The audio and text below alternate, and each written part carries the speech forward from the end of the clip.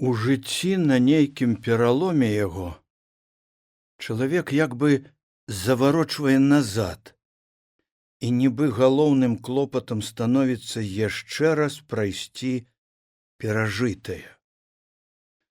Можа, таму гэткімі кароткімі на сон робяцца старэчыя ночы. Всё думае чалавек пра тое, што было, і пра тое, што ёсць цяпер, і сіліцца звязаць всё в адно, разгадаць вечную загадку жыцця і, мабыць, не прызнаючыся самому сабе, сумотаю і болем, што хутка. Цётка Люба, як прывычна звалі яе у вёсцы і цяпер, хоць даўно ўжо прамінуў цётчын узрост, прабабчын прыйшоў, уздыхнула, прыслухалася да ціхае начное хаты. Звечара яна засынала, і недзе запаўнач спала моцна, як спіць натомлены чалавек.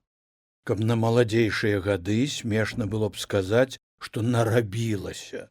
Работы тае і было, што падаіць карову, адно свінчо накарміць і яшчэ курам пасыпаць. Папароцца ў градах на агародзе. Бабіна дарога з печы да парога, але яна ўжо цяжкая. Старая прыслухалася, і ёй здалося, што хата, складзеная са стрыжнявога дрэва, звініць ціхім звонам. Ці гэта ад цішыні званіла ў вушах, але тоненька, хораша. І гэты звон нечым напамінаў далёкі жаўранкаў спеў над полем, не аднаго, а калі многа іх угары звоніць у паветры. І нешта было ў ім і ад перапёлчанага, тамлівага, неспакойнага і палявога перапеву. Як тады, калі яна жала ў крыніцы дапазна з Тэкляю, малодшаю сястрой, а далешніку, якім ураслі крыніцы, павявала халадком. Жалася лёгка, цёпла клалася ў руку жытнёвая салома, і яны наўзахваткі, адна перад адною, жалі радасна, усцешаныя, што асталіся на ноч, не пайшлі дадому, і што назаўтра будуць наперадзе ўсіх. Але хутка схавалася сонца і зусім сцямнела. От каб месяц быў, мы з табою яшчэ б, гэтулькі нажалі. Тэкля выпрасталася, уперла рукі на клубы, пацягнулася, выгнула натруджаную паясніцу, тоненькая, маладзенькая, дзіця яшчэ, белавалосая, у вышыванай кашулі, з сярпом, які на плячы цьмяна бліснуў, у якім куточку памяці збярогся гэты сястрын здымачак. Табе здаецца, а назаўтра не разагнуцца будзе. Лепш прыдрэмлем, а ранічкой устанем, то, можа, і дажнём да вечара. Вячэралі на снапах, па кавалачку сала было, квасам запівалі, і неяк адразу ж аціхла Тэкля, разамлела і задрамала на снапах. І яна таксама пачала ўмошвацца поруч, каб акрыцца адною світкаю. Але ёй здалося, што недзе над ціхім полем за мэндлікамі чуваць нечыя галасы. Яна наструнілася, прыслухалася, здалося, што шорхнула пад нагамі ржышча, яшчэ паслухала, устала. Нячутна, як мышка, праслізнула за мэндлік. Моцна тухкала сэрца, пакуль ішла да схованкі, чутно было, што гаварылі хлопцы. Сама, не ведаючы, чаму не хаваецца, не прытойваецца, яна перайшла да другога мэндліка.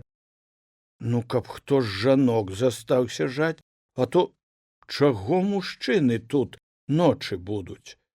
Горача было ў грудях, мякка туліліся коцікі да ног, зайшло сонца, святлела толькі ў тым краі, біла званіла ў свой званок нястомная перапёлка і звінела аж у скронях кроў.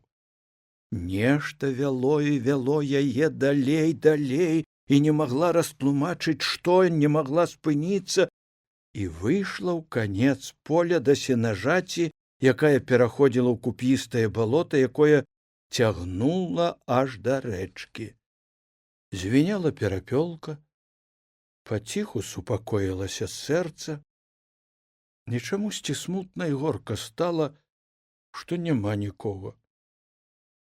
І ўжо крыўда на долю, на сіроцтва, на беднасць і нават на маці, якая прымушае іх тут начаваць. Стомлена, бо балела ўсё цела, пайшла назад. Старая Люба прахапілася са сну, быццам нехта пачуў яе мрою і мог падслухаць, што нядобра падумала пра маці. Божа, і трэба чалавеку памятаць такое да гэтае пары. Даўно няма маці. Паўміралі сёстры.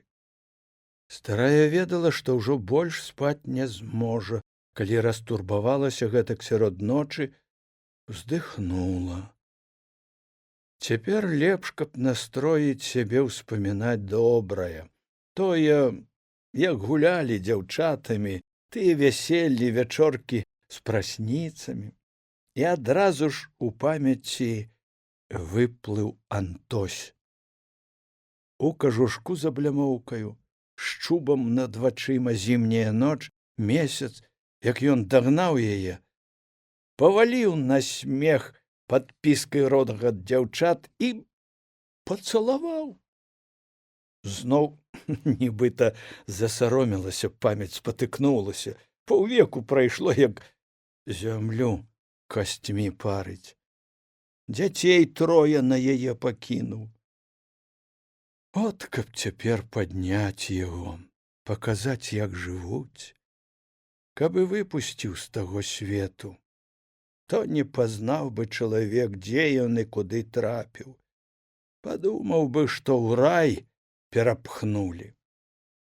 Старая усміхнулася. Але да гэтага раю дажыць было.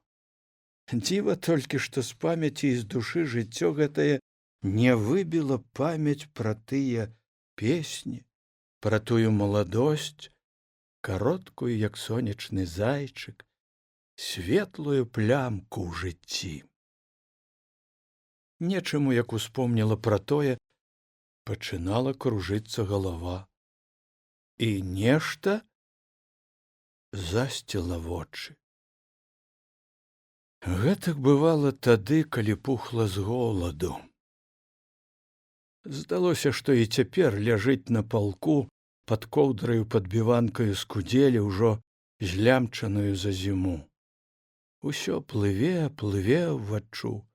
Плача Ян, тады маленькі яшчэ, галодны, лучына гарыць, газоўкі нават не мела.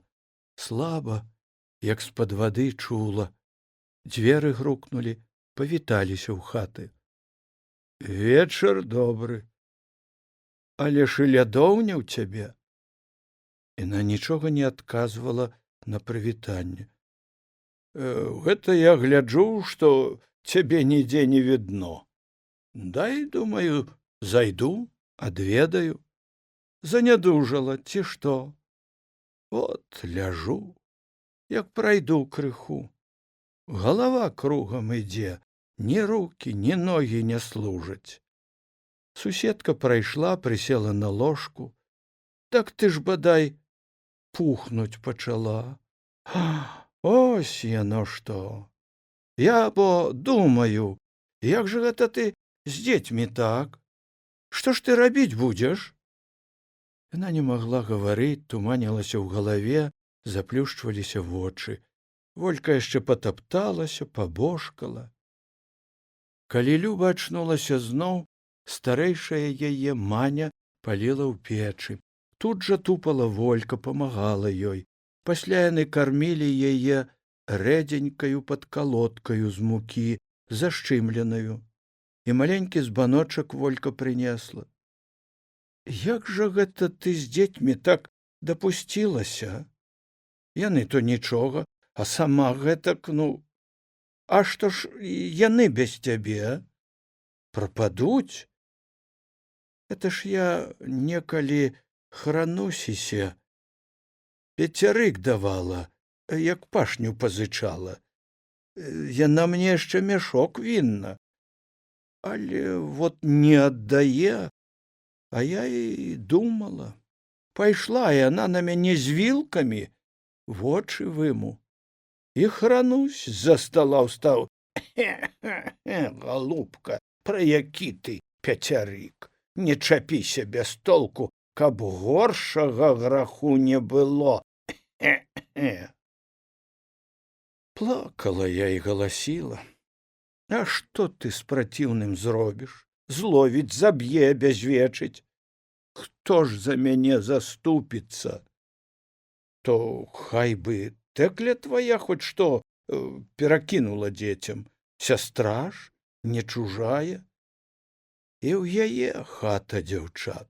Хата то хата, але ж ён з сякераю і падзаробіць, і гаспадарку мае. Я то ёй выгавару, я табе на чорта, на чорта табе было будаўніцтва ўшчыняць. Хай бы дзеці падняліся, а то ні каровы, ні таго свінчаці.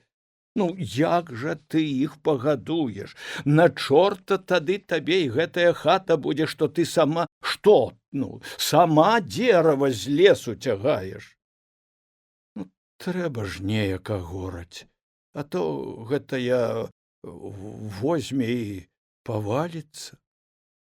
Памогуць мой сестрыны і той жа Змітрык. Люба выслабанілася з-пад падбіванкі. Ты ўжо паляжы троха і сама еш.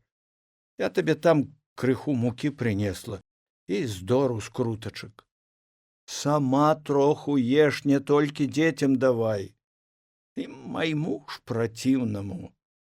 Нічога не кажы, ты ж яго ведаеш.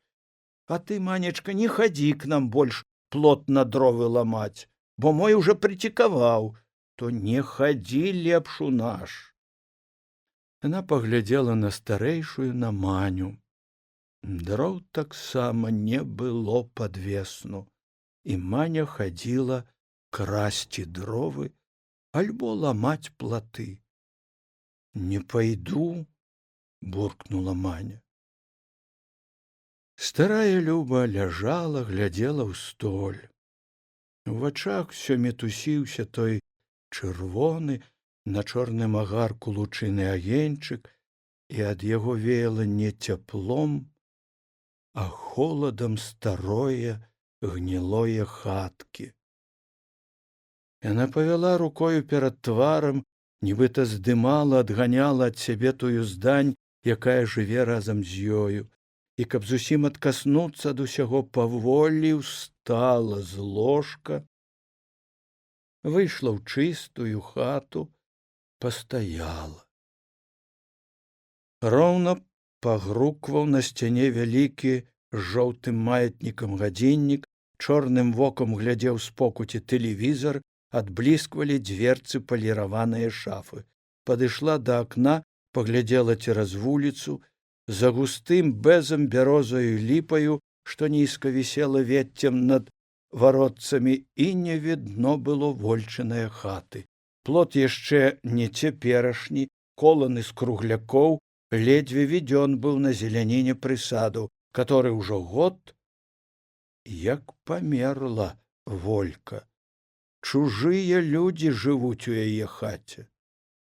Старая Люба ўсунула на ногі тапачкі, мяккія, растоптаныя, выйшла на двор, пастаяла на цэментавых прыступках веранды.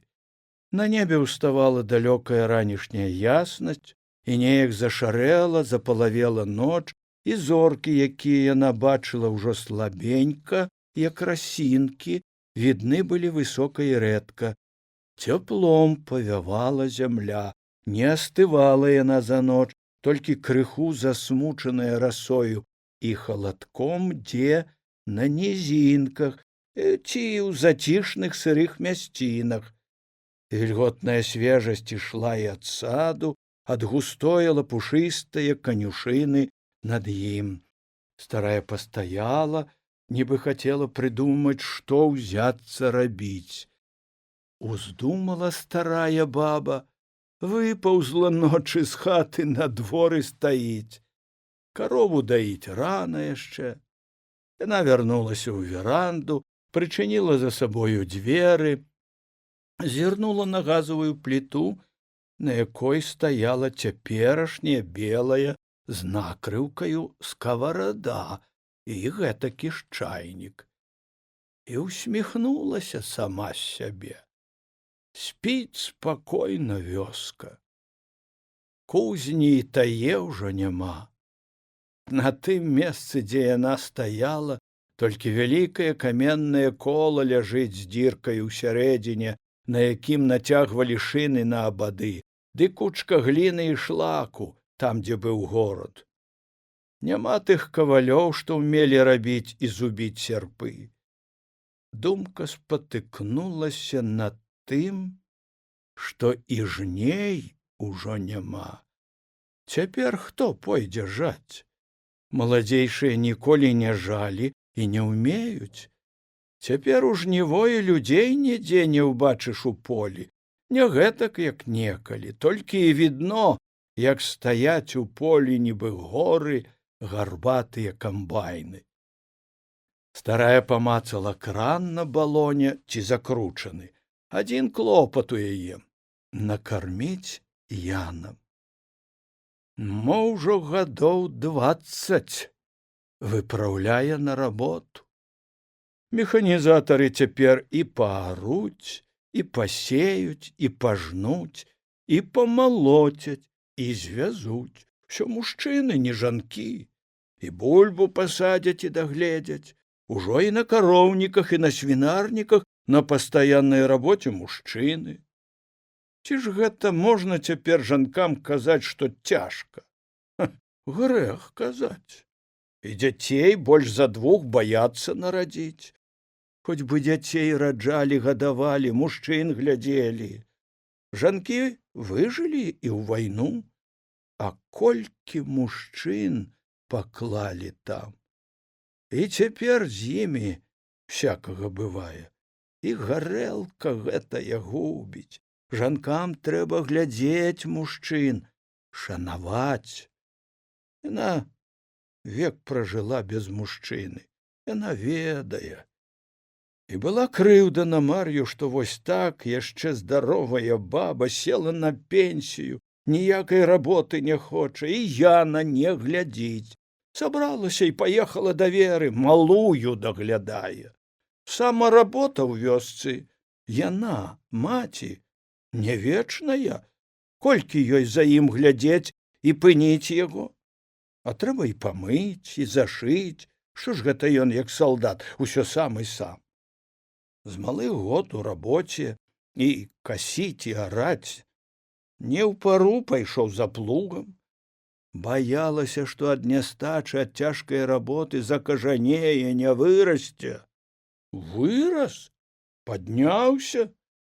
Яшчэ падлеткам і ў партызанах з вінтоўкаю папахадзіў, а пасля і на фронт трапіў. Пабіты, ледзьве душа ў целе, але жывы вярнуўся. У тую ноч ёй другі раз сасніўся адзін і той жа сон. Першы раз ён сасніўся перад тым, як яна сабралася і паехала ў партызаны. Сон прыгожа пачынаўся. Раніца сонечная пасля дожджыка, першая травіца зазелянела, і на вербах цераз грэблю вызубіліся зялёныя лісцікі. І яны дзяўчаткамі яшчэ ішлі гуртам з цэркаў на вербную нядзелю, і ў ранішнім сонцы, як толькі ўзышлі на горку перад баслаўцамі, угледзелі ззяў золатам на сонцы купал. І галоўнае ў сне было святочнасць і радасць, нібы пеўчыя з неба спявалі хорам. Потым, калі ўжо зусім падышла да царквы, чамусьці адна засталася Люба. І дзіўна, што нікога не чуваць і не відаць. Як пахаваліся ўсё роўна людзі. Тады яна занепакоена азірнулася навокал. Нікога не відаць. А людзі ж не прапалі. Людзі толькі нечага схаваліся. І ў самой царкве нешта змянілася, зблізку не сталася залатога ззяння. І тут яна нечакана ўгледзела вялікі стары кош, які вісеў над дзвярыма царкве. З каша тырчала пацямнелая старая салома. У кашы сядзела вялікая рабая курыца, амаль чорная, толькі крапінкі невялічкія, беленькія. Нахіліла голаў, ці то прымарожаным грэбенем на адзін бок, і глядзела на Любу адным вокам, не маргала. Яна адчула, як пахаладзела. Спіна памкнулася адступіць, але ногі не слухаліся. Раптам вяроўка, якой быў падвязаны кош, лопнула. Курыца залапацела крыллем, спалохана закрычала, а кош шумнуўся на зямлю. Яйкі, якія былі ў ім, гэтакія ж, як і курыца, амаль што чорныя, рассыпаліся, і з іх павыскаквалі, шыбанулі ў розныя бакі маленькія пацучкі. А над уваходам у царкву, там, дзе толькі што вісеў кош, заззяла срэбным акладам ікона. І гэтак паволі паварочвалася на залачоным шнурочку, павярнулася да Любы тварам і засвяцілася на сонцы, аж заблішчала вочы. Ад гэтага святла старая Люба прачнулася. Была раніца, пачынала днець, другі дзень на Вялікдзень. Ляжала і дзівілася сама сабе, што наноў сасніла той ваенны сон. Яна яго разгадала тады па-свойму, што не будзе немец, калі паляцела з гнязда чорная курыца, а пацукі разбегліся ва ўсе бакі. Іконка засвяцілася і тварам павярнулася. Гэта быў тады знак, што не запануюць тут чужыя. І яшчэ, што трэба ёй уцякаць ад тых пацукоў, якія разбегліся навокал. Гэтак яна і ў партызанах гаварыла жанкам. І вось сон гэты сасніўся ў другі раз, ужо пасля вайны. Яна ўстала з пасцелі і толькі тады зразумела, адкуль трывога пасялілася ў сэрцы. Ян яшчэ не прыйшоў дадому, хаця турбавацца не было чаго, ні дзіця, ды і ведала, што з Марыяй Ходзькавых ён. Усё ж устала, памылася, адзелася, падрыхтавалася запаліць у печы і гатаваць снеданне. І угледзела, што з вуліцы ў двор ішла старая ходчыха. Было чутно на дварэ, як яна асцярожна памацала дзверы ў сенцы, адчыніла іх, потым знайшла клямку дзвярэй у хату, прачыніла іх і спыталася з-за парога: «Можна ў хату?» «Заходзь, Анця, заходзь», – запрасіла Люба. «То дзень добры ў хату. Христос уваскрэс». «Воістину воскрес», – адказала Люба і паказала на лаву за сталом насупраць, каб садзілася. «Нешта ж ты рана да мяне ў госці». «Яно, мой рана, але рана лепш, чым позна. Я думала спачатку, няхай маладыя, як устануць, самі да цябе прыйдуць. А потым раздумалася, а на што? Самі мы з табой лепш пагаворым. Дзеўка ж моя спраўная, чаго ім не жаніцца? Ужо ж больш года ходзяцца, пакуль работа не началася, і вяселле трэба зрабіць. Ці ты супроць? Што ўсё гэта так, Люба ведала. Ведала, што трэба жаніцца Яну, што дзеўку ён выбраў спраўную, здаровую, рабацяжчую. Нічога благога не скажаш, толькі чамусьці холадна стала пад сэрцам. І сціснулася яно, як і тады, калі там у партызанах упершыню ўбачыла яго з вінтоўкай. Ведала, куды едуць, але калі ўбачыла з вінтоўкай, сцялася сэрца, а з вачэй пацяклі слёзы, ўсё роўна як забіралі яго ад яе назаўсёды. І цяпер гэтае ж самае адчуванне. А ты з імі гаварыла, Анця? Толькі знайшлася, што запытацца. А што ж я з імі, моя залатая, гаварыць буду? Ходчыха ўжо аслухалася ў хаце, ямчэй уселася на лаву. Я гэтак падумала, моя залатая, калі мы з табою дагаворымся, то і яны не супраць будуць. Я гэтак думаю, што як бы там гора не было і бедна, але ж пачостку мы ім зробім, ну хоць невялікую. Ведаю, што вяселле нам не выцягнуць, цягнуць мы яго не будзем. У цябе падсвіначак ёсць.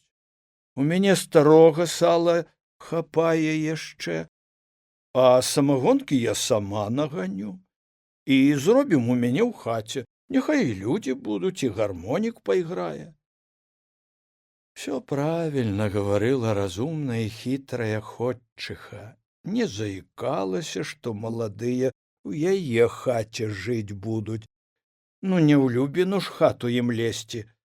А маці Люба адчувала, што сына ў яе забіраюць, што ў хаце сваёй, якую яна агорвала, астанецца адна, і слова не будзе да каго сказаць. Можа, ад гэтага і халадзела сэрца. Ну, а работу табе парабіць, вядома ж, і ён паможа, і ўсе разам зробім. Гаспадарку цяпер трымаць трэба, куды ж без яе? Гаспадарка трэба, каб і абжыцца, каб і жыць. А як жа? Анця яшчэ пасядзела крыху, парасказвала, як яна мяркуе, каб маладым жылося, а потым заспяшалася. Пайду, трэба, каб уставалі. Няма чаго, каб усе глядзелі, што Ян раніцай ад нас ідзе. Маці Люба сядзела за сталом, чакала, пакуль вернецца Ян, і не чула, што па шчоках цякуць слёзы. І ёй успаміналася, як вярнулася яна дадому з партызанаў. Каня ў атрадзе далі ім, нейкага падбітага, заморанага, пакінутага армейскімі абознікамі. І карова іхняя вярталася, ішла назад следам за возам. Душна было, спякотна, і конік быў увесь мокры ад поту і ледзьве цягнуў воз. Это пасля ён акрыяў, крыху адкарміўся, адгуляўся і нават плуг цягаў у калгасе. А ёй хацелася дадому. Каб не Янка побач, здаецца б, кінула і каня, пабегла б паперадзе бягом. Гэтак хацелася дадому, а дарога доўжылася, асабліва апошні кіламетр на касой дарозе, пакуль з лагчыны падымаліся на ўзгорак, і конік прыпыняўся ад знямогі. Яна падварушвала яго ляйчынай, падахвочвала: «Но, маленькі, но!» А з узгорка вёска адкрылася гэтакай, як і была. Быццам нічога і не змянілася. Высіліся шатамі на былой панскай сядзібе векавыя ліпы, на беразе ў федзевых чарнелася вялікая шапка буслінага гнязда, і сады тыя ж самыя ў людзей, і вішняк. Ай, як нічога і не было. Тут, на пагорку, яна спыніла каня, каб аддыхаўся, каб хапіла ў яго сілы дайсці вуліцаю да хаты. І на Яна паглядзела, нават прыкрыкнула, каб крыху зашпіліўся, нейкую правату сваю, нібы нібы перамогу адчувала яна тады, і радасць за тое, што не асталася сядзець пад немцам, што падалася ў партызаны, што цяпер вяртаецца адтуль. Жанкі выходзілі на вуліцы вітацца, хто плакаў ад радасці, а хто чамусьці і няёмка сябе адчуваў, а яна рада была ўсім. А потым угледзела і сваю хату, якая здалася зусім маленькай, урослы зеллем двор, ушчэнт выламаны і спалены на дровы плот, павыбіваны шыбы ў вокнах. За гэтыя гады, пакуль яна не была, хата нібыта асела ў зямлю. Замка, які вешала яна на дзвярах ад'язджаючы, таксама не было. Дзверы ў хаты расчыняны насцеж, і з сянец, і з хаты нават у летнюю спякоту патыхнула пахам варыўні, у якую носяць на ноч вуголля. У хаце закураныя, чорныя, як у кузні, столь, сцены, і гола.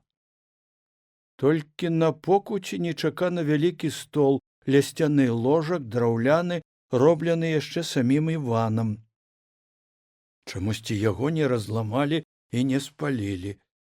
Як у тумане выйшла яна з хаты, села на парозе і нічога не бачыла за слязьмі.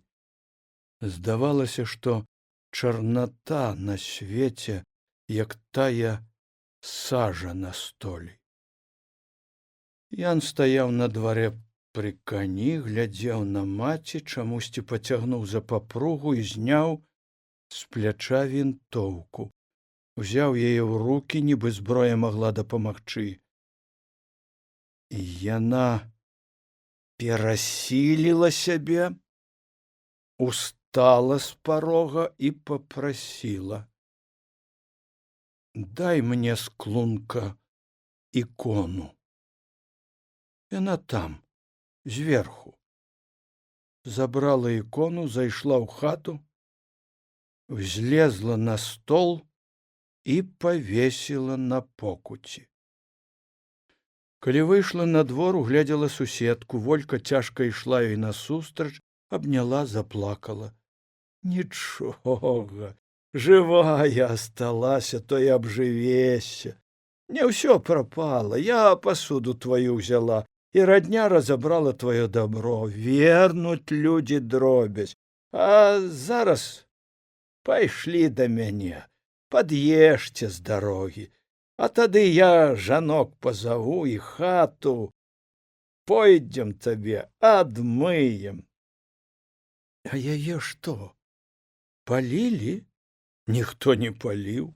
Самагонку гналі. Гэта жыгар, мабыць, адчуў, што ты вернешся, забраў апарат, а так ён тут і стаяў. Па чарзе тут бровар рабілі.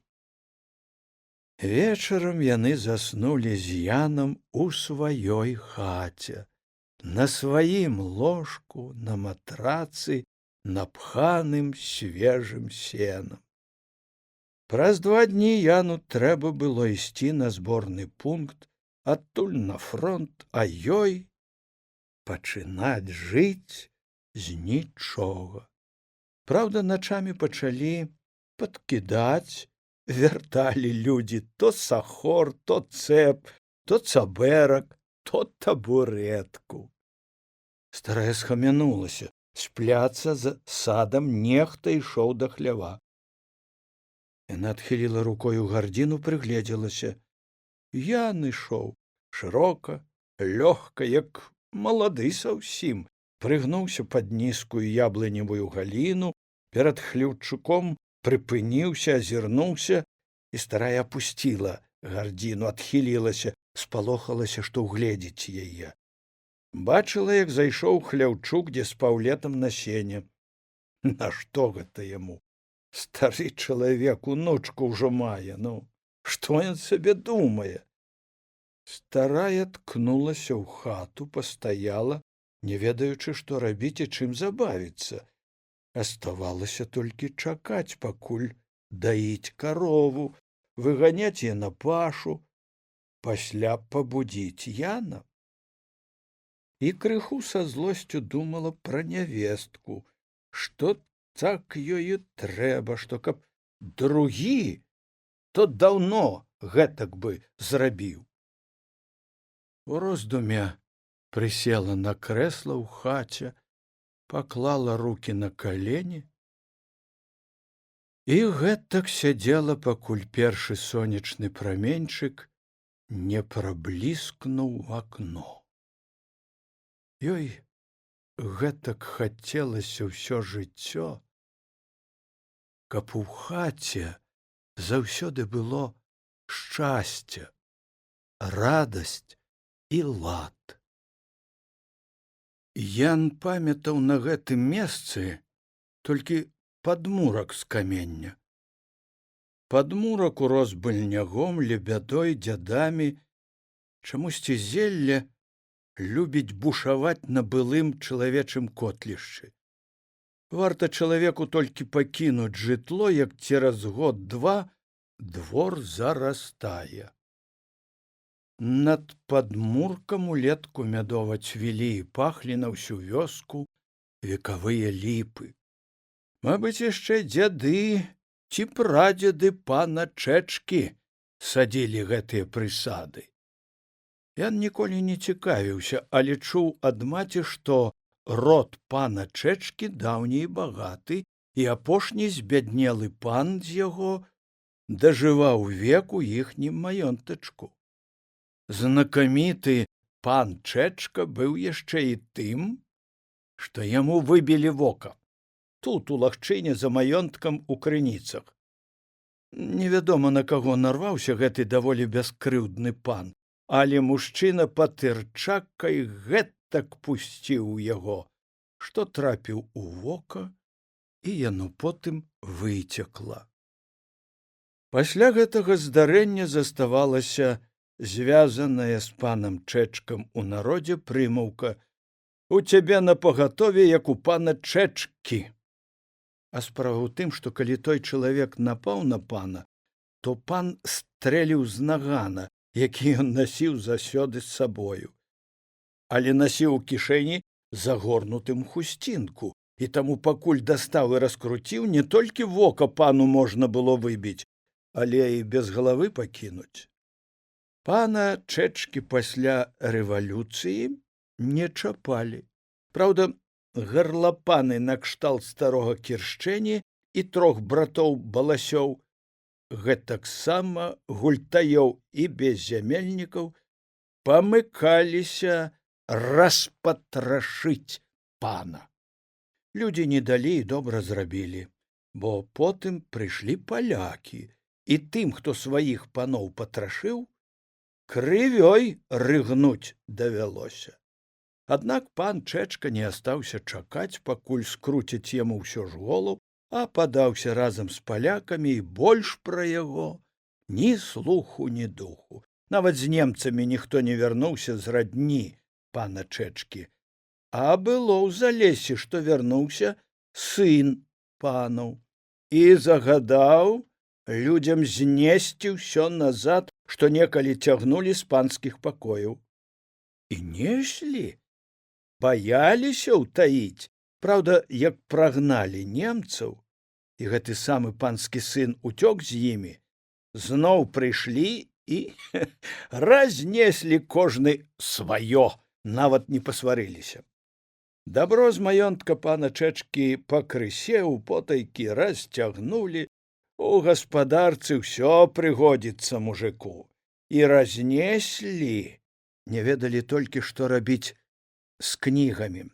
Іх у пана было многа, гарэлі ў печы яны дрэнна, а таму ляжалі на падлозе, бо робленыя з дубовага дрэва шафы таксама паразломлівалі на дровы, а хто ўмеў сталярыць, на палічкі. Кнігі з панскіх пакояў выкінулі і спалілі на дварэ, калі ў Чэчкавым доме арганізавалася камуна. Цяпер Ян і не ведае, якую назву яна насіла, бо ў народзе і дасюль яе называюць Чэчкавай. У яе з'ехаліся з наваколля тыя, хто не толькі ў тую камуну верыў, але і хто нічога не меў і не надта стараўся рабіць. В адной палавіне жанчыны жылі, ў другой мужчыны. На работу строем хадзілі з рэвалюцыйнымі песнямі, вечарамі летам у панскім садзе за адным доўгім сталом абедалі, а вечарам ладзілі танцы, і на іх, на гэтыя танцы і спектаклі збіраліся з усяго наваколля. Лета было ў камунару вясёлае. Першая зіма крыху сумнейшая, бо ўраджай у той год быў не надта, ды і за песнямі, за паходамі з поля на абед і на вячэру не ўсё як след убралі. Тое, што ім выдзелілі на заснаванне камуны, камунары праядалі, а памнажаць набытак нешта ў іх не атрымоўвалася.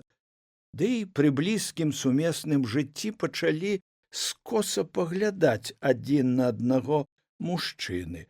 А бабы, часам адна адной за валасы хапалі. Хто больш хітрэйшы, той пакуль не позна даў з камуны цягу. Всё ж, якая б не была свая хаціна і надзельчык зямлі, надзейней.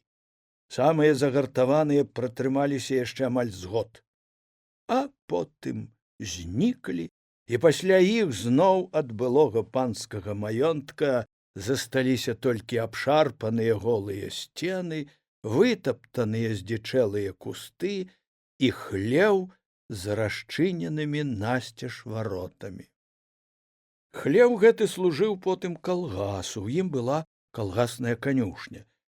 Згарэў хлеў у пачатку вайны пасля таго, як па вёсках пайшла чутка, што немцы калгасы не распускаюць і не даюць разбіраць па дамах калгаснае дабро. В Стараселлі калгас разабралі хутка. Актывіста Кіршчэні не было, ніякай улады таксама, немцы ехаць не спяшаліся, сваю ўладу ўзаконьваць, дзяліў калгас Ванька Адасёў, гуляка, забіяка, рослы, гарбаносы малады мужчына. Ян памятае, як сядзеў ён у канторы за старшынёўскім сталом, падпіты, вясёлы, задаволены сваёй уладай.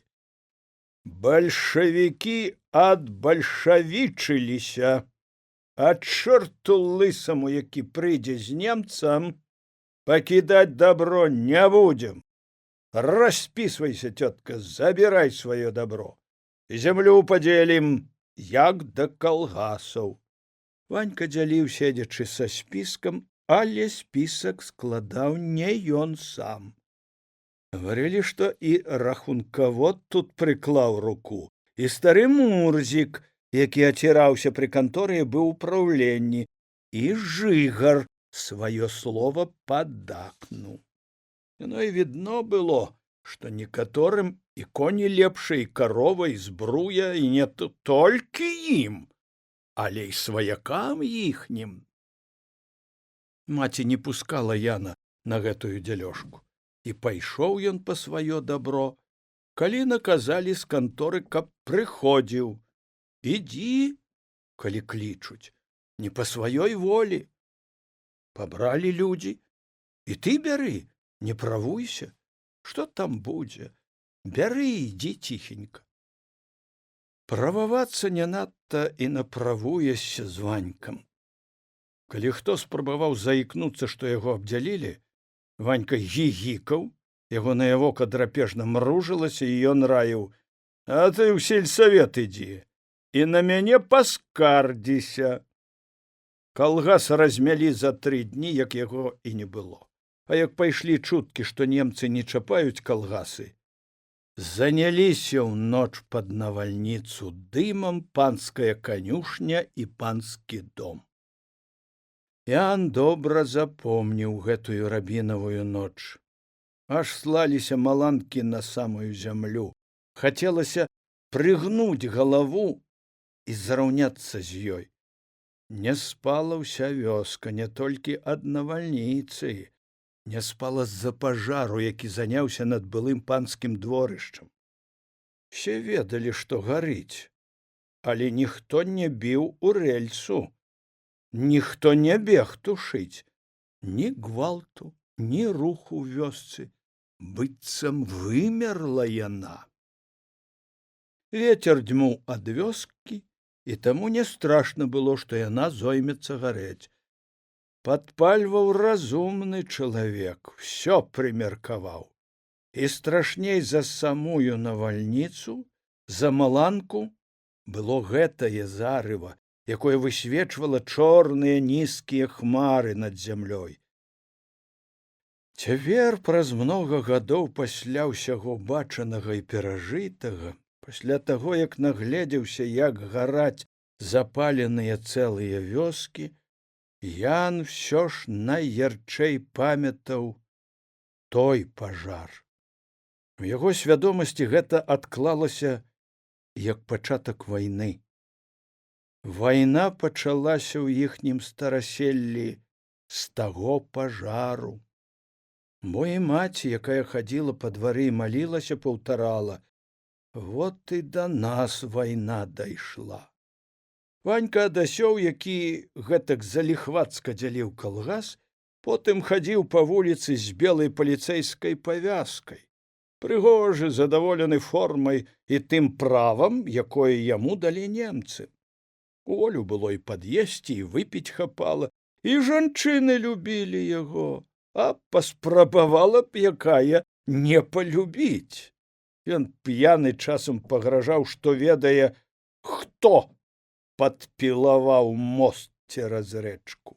Падпілаваны мост — гэта яшчэ адна прыкмета пачатку вайны ў іх. Невядома, хто за ноч падпілаваў усе сваі ў мосце над вадой. На кані з возам можна праехаць, але ўжо ні машына, ні тым болей танк па гэтым мосце не пройдзе. А з раёна да вёскі дарога да іх была цераз рэчку, цераз гэты мост, бо іншым шляхам кружыць трэба было ой далёка. Але ж падпілаваным мостам не адгародзішся ад вайны. Дык вось, п'яны Ванька пагражаў, што ён выведзе на чыстую ваду дыверсантаў. І, мабыць, нешта ведаў.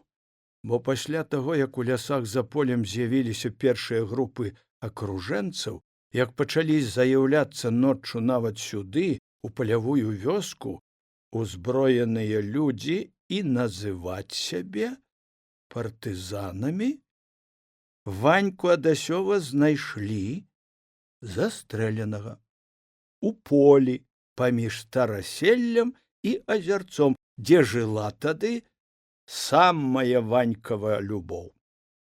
Прыпільнавалі яго ля крушні і застрэлілі, і запіску пакінулі на грудзях яго крывёй напісаную: «Смерть предателю трудового народа».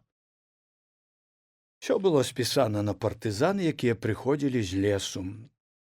Толькі як на цяперашні розум, то Ян ведае, што п'яны і пакуль што бяскрыўдны паліцай Ванька тым партызанам не замінаў і не патрэбны ім быў.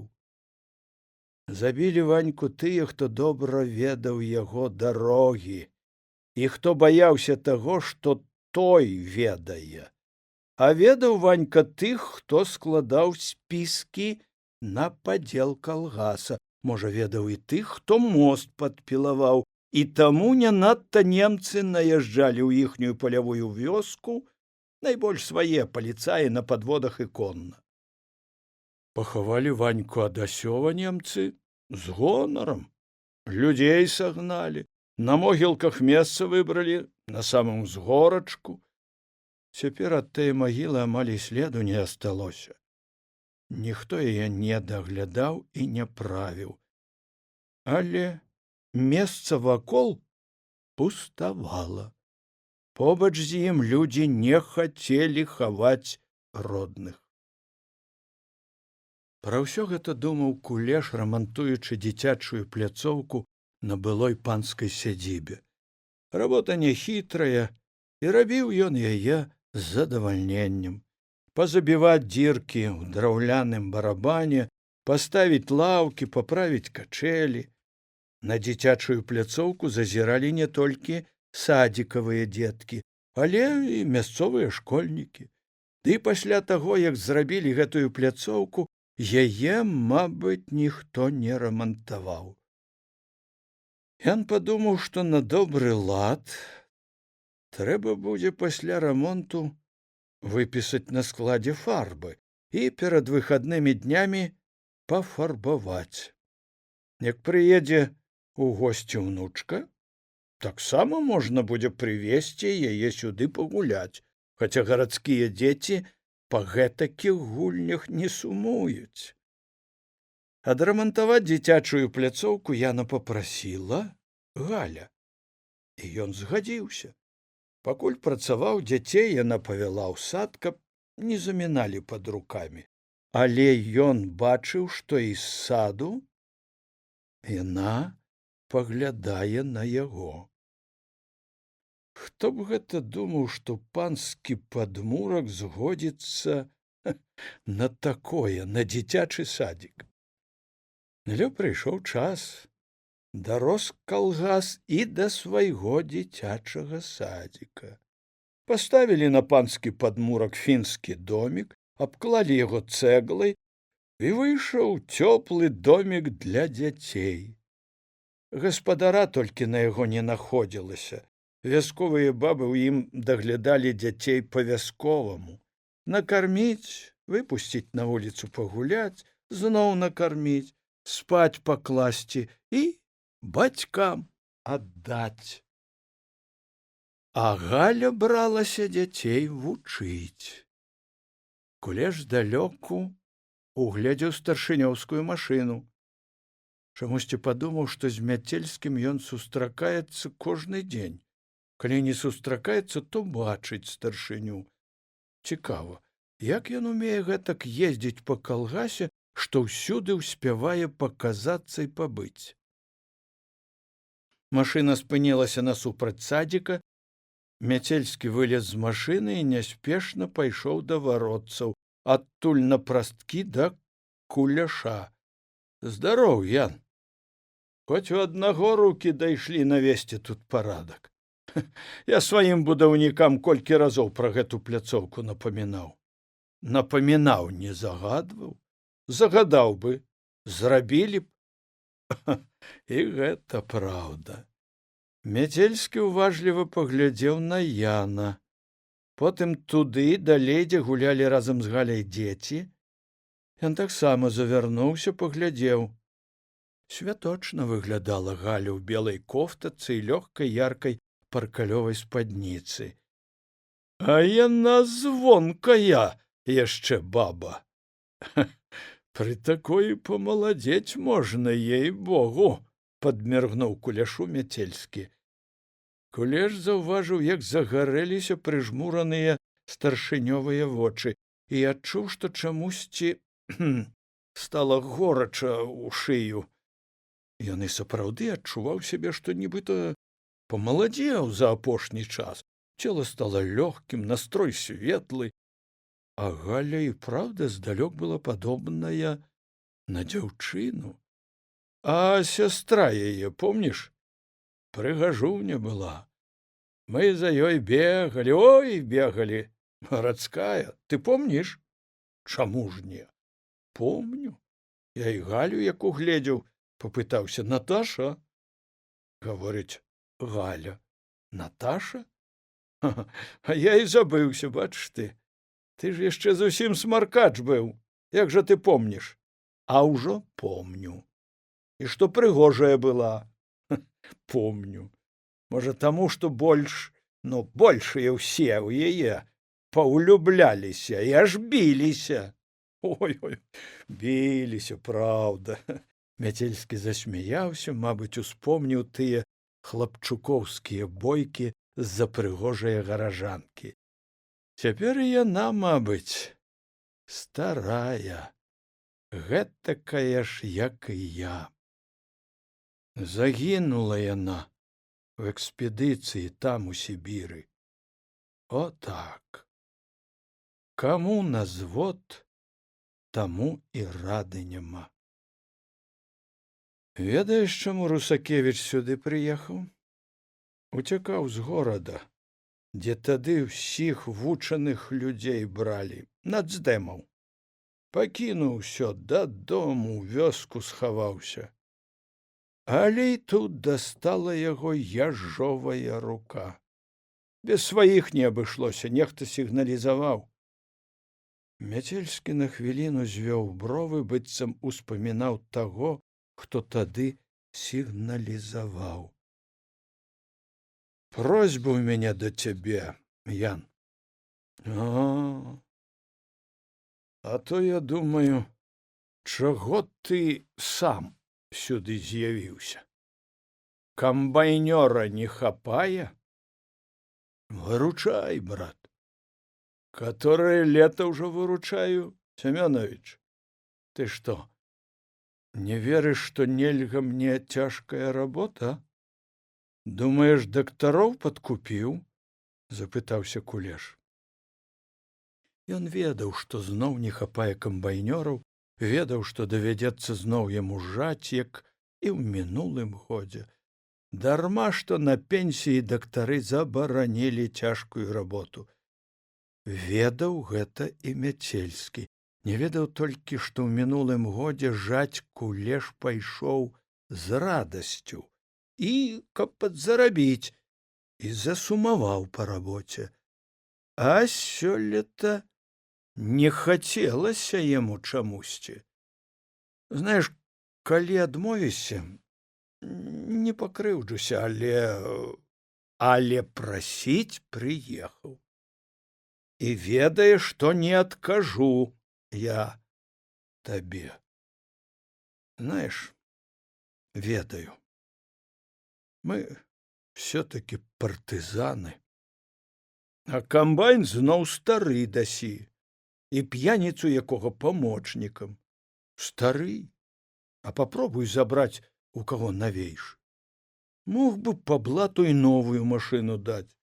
А я на ёй зноў бы на ўвесь раён рэкорд паставіў. Яшчэ б мне адзін ордэн, Кулеш засмяяўся. Ты сур'ёзна рэкорда хочаш? Не, Семёнович, я не здзяціняў яшчэ. Ужо як не пніся, а свой куток ведаць трэба. Рэкорды ўжо ты з другімі арганізоўвай, я табе не памочнік. Некалі мог, і рэкорд рабілі. Знаеш, Ян, а і я цяпер на рэкорд не іду. Вось думаю, каб дажаць, прыбраць з поля. Пра хлеб думаю, а больш ні пра што. Мабыць, старасць. У цябе парторг і 3 рэкорды арганізуе. Усе, калі хочаш жаць, будуць аднаму скідацца. Кожны год новы рэкардсмен будзе. Не, Ян, на гэта ў мяне совесці не хопіць. Ты ішоў на рэкорд, свае жылы рваў. Значыць, быў рэкорд. І ў мяне азарт быў. А на паказуху я не пайду. На старасць трэба думаць, каб і тое, што за жыццё нажыў, не размяняць, каб людзі не смяяліся. Ладно, я чалавек вольны, толькі ты дай каманду сваім будаўнікам, хай пафарбую тут усё дзецям. Дам каманду. Слухай, Ян, а ты свае Мар'і не баішся? І старшыня зноў кіўнуў глыбіню саду на Галю. Ці твая Мар'я ў горадзе замуж выйшла? Як гавораць, жывяце па-сучаснаму, свабоднай сям'ёй. Семёнович, сплетніц і без цябе хопіць. Ну, не крыўдуй, я толькі табе самому, а знаеш, калі чэсна, то і зайздрошчу. Дай Бог на старасць. Мяцельскі крута завярнуўся і хутка пайшоў да машыны. Кулеш глядзеў услед яму і адчуваў, што гарачыня ад шыі пайшла аж некуды ў голаў. Ці не сказаў Мяцельскі ўслых тое, у чым ён не адважваўся прызнацца самому сабе. Яму прыемна было глядзець на Галю і быць пры ёй, таму і рамантуе гэтую дзіцячую пляцоўку. Кулеш глядзеў услед старшынёўскай машыне і ўспамінаў другі час і гэтакую ж самую яснасць, якая прыйшла ад Мяцельскага. Партызаны прыехалі адвячоркам. Ехалі яны з агародаў ад лагчыны, парослыя алешнікам і лазняком, на конях трое. Ехалі амаль не хаваючыся, мабыць, ведалі, што ў вёсцы нікога чужога няма, ні немцаў, ні паліцыі. Роўна, прыгожа ішлі коні, крышку пазвоньвала збруя, потым нехта з іх заспяваў песню. Ян ніколі больш не чуў гэтае песні. Спяваў партызан немоцна, і ў песні спявалася пра казака, пра дзяўчыну, пра тое, як яна праводзіла яго, пра тое, што ён загінуў, і што ніхто ніколі дзяўчыне пра гэта не раскажа, і ніхто яе не суцешыць.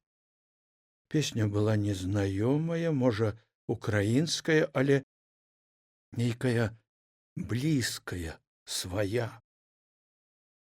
Ян стаяў, абапёршыся на жэрдкі, якімі быў адгароджаны агарод, і глядзеў на партызан. Яму хацелася ехаць гэтак, як едуць яны, каб у яго была і шабля, і конь з сядлом. Здароў, Янка, павітаўся з ім Мяцельскі. Ён ведаў яго па школе яшчэ.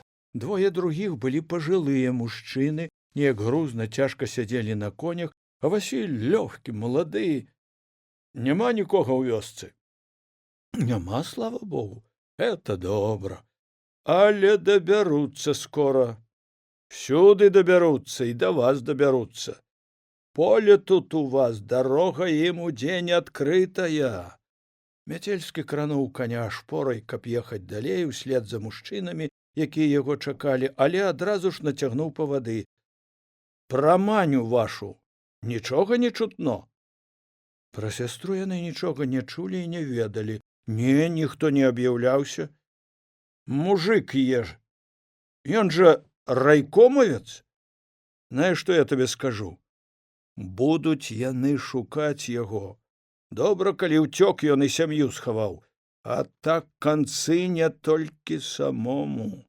Так яно, брат, пачынаецца. Што будзе, падумаць страшна. Сваіх сволачаў гэтулькі павылазіла.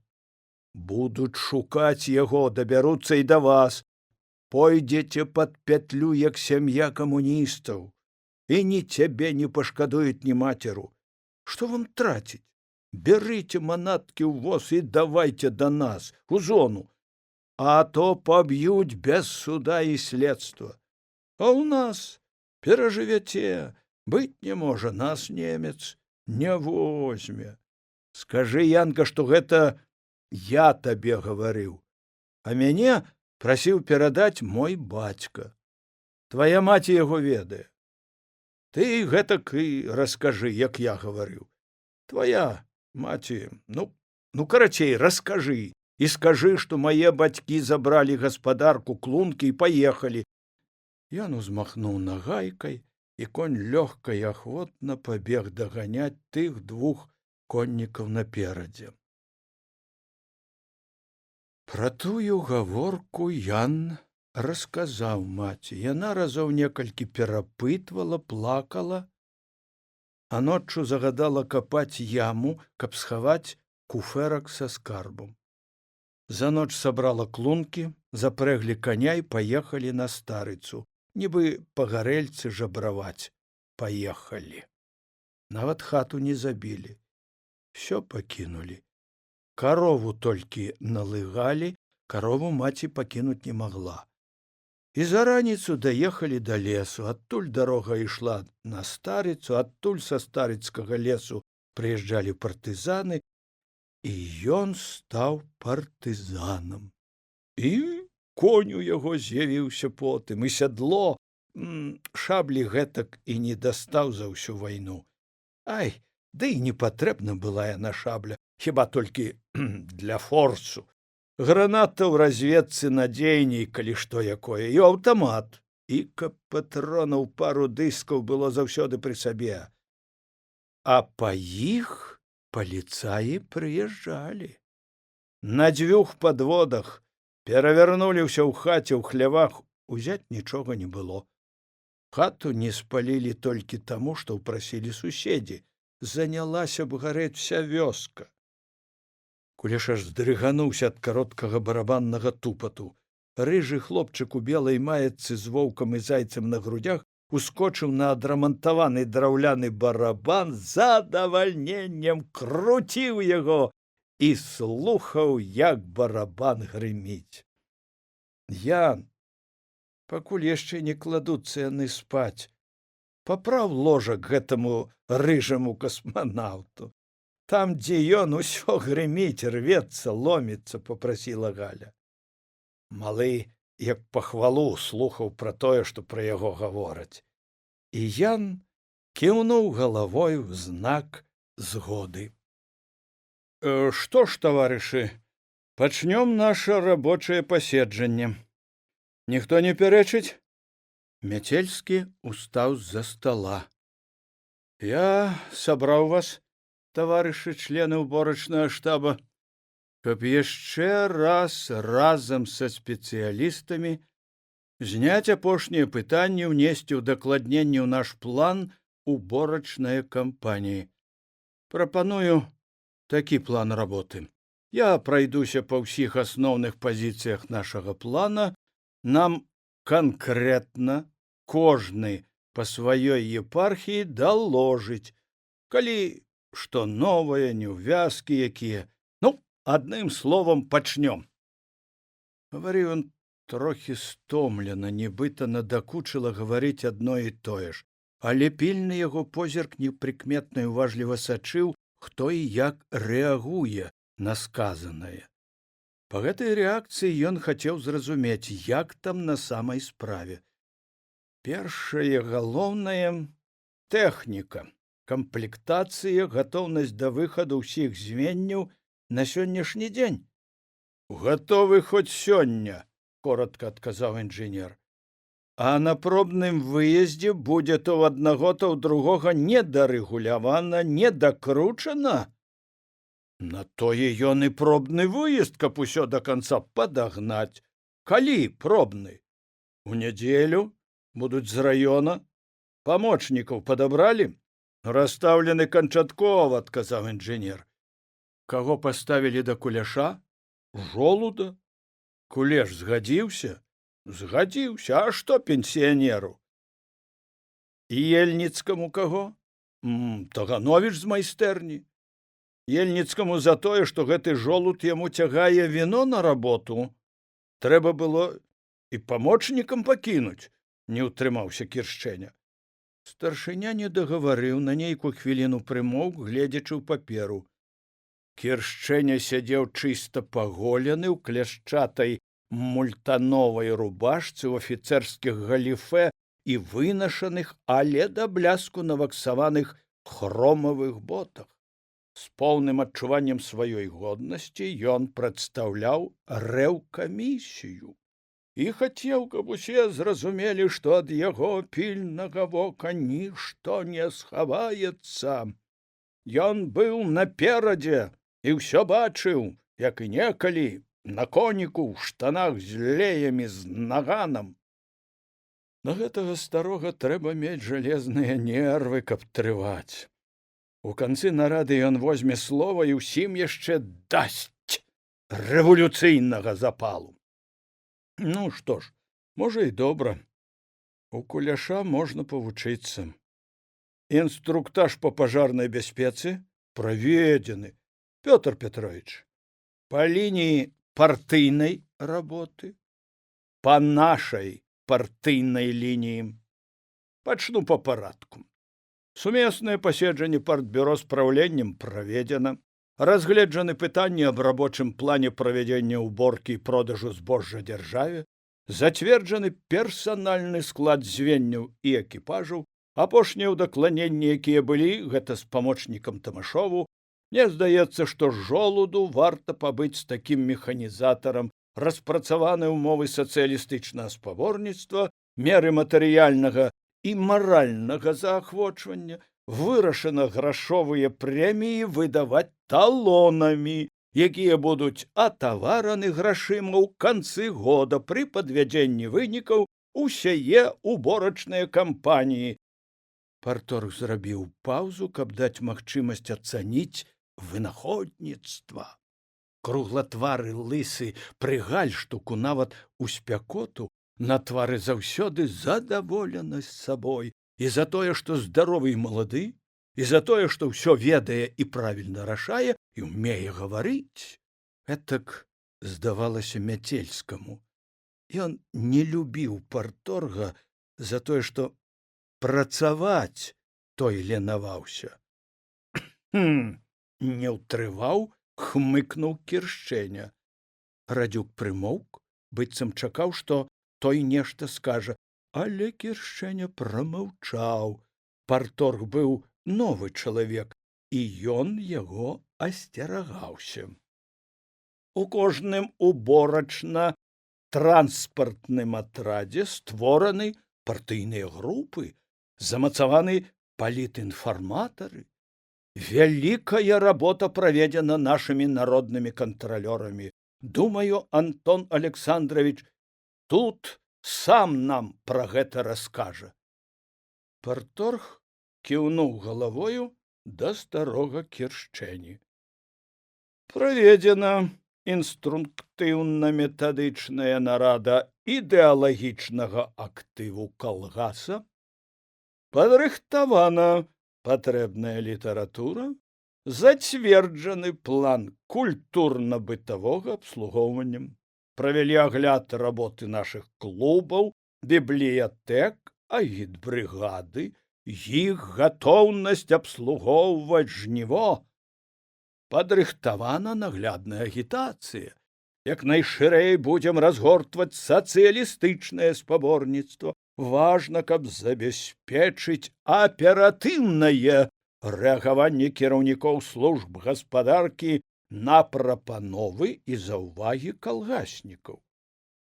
І з паведамленнем аб прынятых мерах, каб кожны камуніст на любым пасту, на любым месцы быў нашым паўнапраўным партыйным прадстаўніком, не даваць ніякага спуску, недахопаў. Ну, а па выніках, вядома, правядзём вялікі святочны вечар з ушанаваннем пераможцаў жніва гэтага года. Таварышы, вы ведаеце, і мне не трэба яшчэ раз гаварыць пра тую важнасць у такой адказнай і жыццёвай кампаніі, як жніво сацыялістычнага спаборніцтва, арганізуючае, сапраўды творчае сілы. Таму не выпадкова дэвіз нашае сёлетняе кампаніі убраць кожны колас, кожнае зернятка. Вырашана вынікі спаборніцтва, сацспаборніцтва праводзіць штодзённа.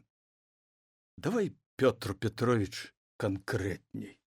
Якія канкрэтна прапановы? Гэтыя лічбы мы ведаем, зацвярджалі мерапрыемствы і ўмовы спаборніцтваў. Всё ж не стрымаўся, перапыніў парторга Мяцельскі. Патрэбна сканцэнтраваць всю ўвагу ўдзельнікаў працоўнага спаборніцтва на забеспячэнні строгага рытму, апераджальных тэмпаў, дасягнення найвышэйшай прадукцыйнасці. Радзюк спаважна сеў на сваё месца з годнасцю чалавека, які зрабіў патрэбную і важную справу. Мне б хацелася ведаць, ці ўсё мы прадугледзелі. Ці нашы мерапрыемствы адпавядаюць надзённым патрэбам, ці няма надуманасці. Вось што галоўнае, каб цяпер можна было падкарэкціраваць. Ліда Петровна, у вас, як агранома, што-небудзь ёсць? У мяне ёсць адно пытанне, Ліда паднялася. Дзе і калі мы будзем пачынаць выезд? Яна спынілася, паглядзела на старшыню, быццам чакала ад яго адказу, але ён прамаўчаў. Я павінна сказаць, што збожжа на нашых землях яшчэ не гатова да параднага выезду, які запланаваны ў раёне. Нам патрэбен будзе яшчэ з тыдзень, дзён з 5, каб пачаць выбарачна класці ў валкі. У суседзяў папросім загончык і пачнём. Мяцельскі дабрадушна усміхнуўся. Весела засмяяўся Радзюк у падтрымку.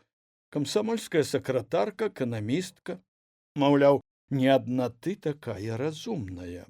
Усе мы ведаем і бачым, але з раёна запатрабуюць справаздачу.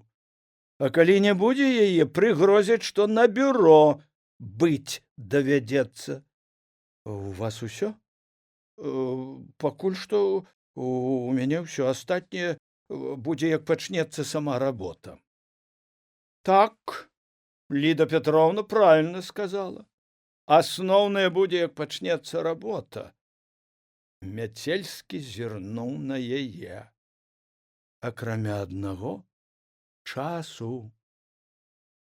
Тады сапраўды нам не будзе калі збірацца. А практыка паказвае, што, як і звычайна, у працэсе работы пачынае ўзнікаць многа нечаканых пытанняў. А таму трэба яшчэ раз напярэдадні прадумаць усё, прадугледзець, прадбачыць, угадаць усе тыя цяжкасці. Так што давайце, у каго ёсць заўвагі, прапановы. А дзе зрабіць выезд, мы, Ліда, разам з табой пашукаем. Мабыць, пара мне, калі ўжо ў нікога і нічога няма. Кіршчэня паволі ўстаў за стала, зняў акуляры, паглядзеў на тых, хто сабраўся, зноў начапіўся, зазірнуў у паперку. Гэтак тут добра пагаварылі. Всё роўна, як і жалі ўжо, і ўпарадкавалі. Толькі асталося прэміі ўручаць і гарэлку выпіваць. От я сядзеў і слухаў усё. Як па нотах распісана. І хто куды ступіць павінен, і хто за што, і хто як.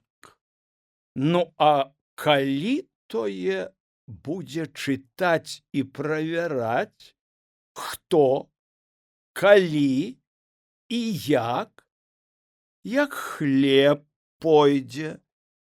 Дыхнуць ніколі дзядзьку не было, пакуль не прыбярэ. Поле адно, зямля адна, людзі адны, хлеб наш адзін. А мы уже тут будзем глядзець, каб аграном комплексам кіраваў, а Радзюк прыедзе, вынікі за дзень падвядзе, агітатараў прывязе, у круга пасадзіць, палітінфармацыю правядзе. Пачынаючы ад Маркса, базу падвядзе. А хто тут грунтаваць, тут поле, а? Тут поле стаіць з хлебам. Вось на гэты час і ўвесь грунт. Камсамолка будзе канцэрты вазіць. Пачакайце. А колькі ж на аднаго работніка, на камбайне, на машыне, на трактары, машыніста на таку гэтых памочнікаў, як мух у вала на рагах? Можа, яны замінаць толькі будуць і надаядаць? Або вот тут параспісвана, колькі кожным агрэгатам у адзін дзень, колькі дзён патрэбна будзе? Як у класе крэйдаю на дошцы. А дзень ці два вам дажджу ды поля гразкага? Ну, самі ж ведаеце, што не навозішся гэтых агітатараў, што не нарысуеш усяго жніва на паперцы. А рысуем, а распісваем. І ўжо гэтым і справаздачу даём. Ужо, мабыць, сказалі, што добры план. А значыць, і добра падрыхтаваліся. А яно, быццам, і жалі. Вось ты агітаваць будзеш, прэмію ўручаць гэтымі талонамі. А чаму талонамі? Баішся, што прап'юць камбайнеры гэтую дзесятку. Во чаму гэта робіш. А дык ці чэсна ўсё да канца, а? Вось ты удахнавіш, раскажаш і пра час, і пра то, як цяжка, ўсё раскажаш. І людзі цябе паслухаюць, бо людзі самі разумеюць. А далей машына ў Слуцку на разгрузцы засела і стаіць камбайн у полі. Або гэты ланцуг, якога 30 сантыметраў на калгас засталося, і на базе ў раёне няма, лопне гэты ланцуг, і будзе стаяць камбайн. А ты назаўтра прыйдзі, паагіціруй. Паслухае цябе кожны, але ўжо не паверыць. Няма таго бальшавіцкага запалу, які быў некалі ў нас. Парадку няма.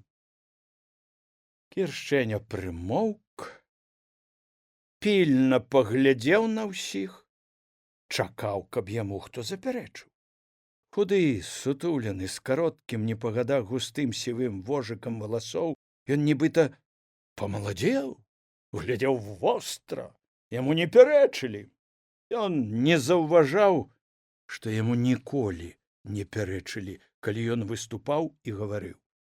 Але ён не адчуваў, што ўсё паўтаралася, як у нейкім зачараваным коле.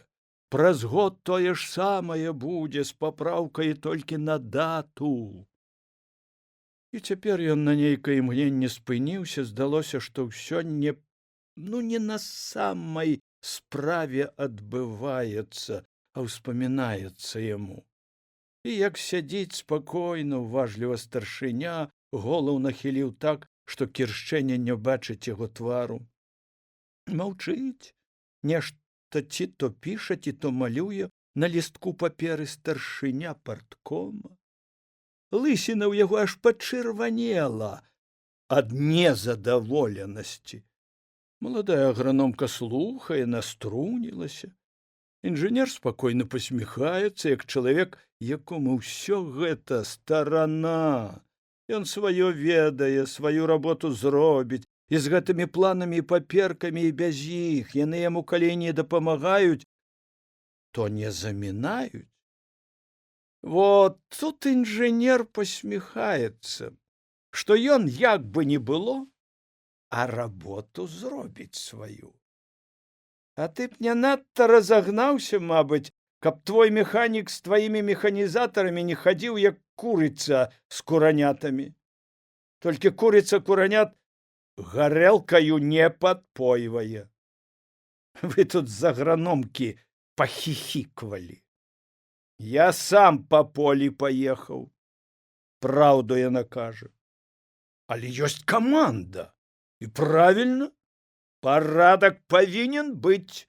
Это важней за ўсё. Кіршчэня звярнуўся да старшыні. Помніш, як некалі было? Паспрабуй не зрабі, калі сказана.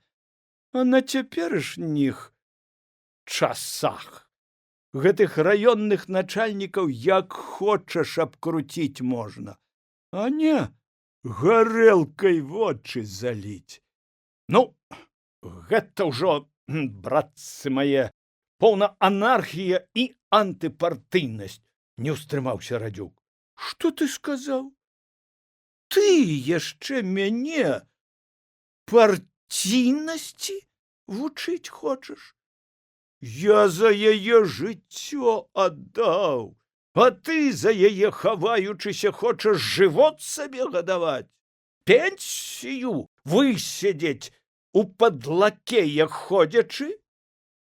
Радзюк знік ад такога павароту, а старшыня яшчэ ніжэй нагнуў голаў, каб не відаць было, што ён усміхаецца. Я пра што? Кіршчэня перавёў дыханне і пачаў выкіроўваць на правераную дарогу. Трэба нам планаваць разумна, правільна планаваць, але не хавацца за гэтыя планы, не планамі перад людзьмі адчытвацца, а тым, што зроблена. А то мы схаваемся за нашы мерапрыемствы, за іх нас пахваляць. Што было б, каб мы ў партызанах так планавалі і мерапрыемствы пісалі? От пойду на пенсію скора, Антон Александрович. Так і рабіць буду, Мяцельскі усміхнуўся. А можа, вспомніўшы маладосць, і курэй папалохаю. Мяцельскі заўважыў, як асекся пасля яго слоў і нібы паменшаў і так малы Кіршчэня. Ён не чакаў напамінку пра той куратнік, бо за ўвесь час, які прайшоў з таго часу, Мяцельскі гэтак нікому нічога не сказаў. І не таму, што баяўся на першым часе Кіршчэні, калі той быў пры ўладзе ў раёне, а проста памятаў, што абяцаў яму маўчаць. І маўчаў, а сёння не стрываўся, вывела з сябе гэтае жаданне павучаць і патрабаваць. І каторы ўжо год нязменна адно і тое ж самае гаворыць, прыправіўшы толькі знарок перад гэтым вычытаным з газеты дзеля важнасці бягучага моманту.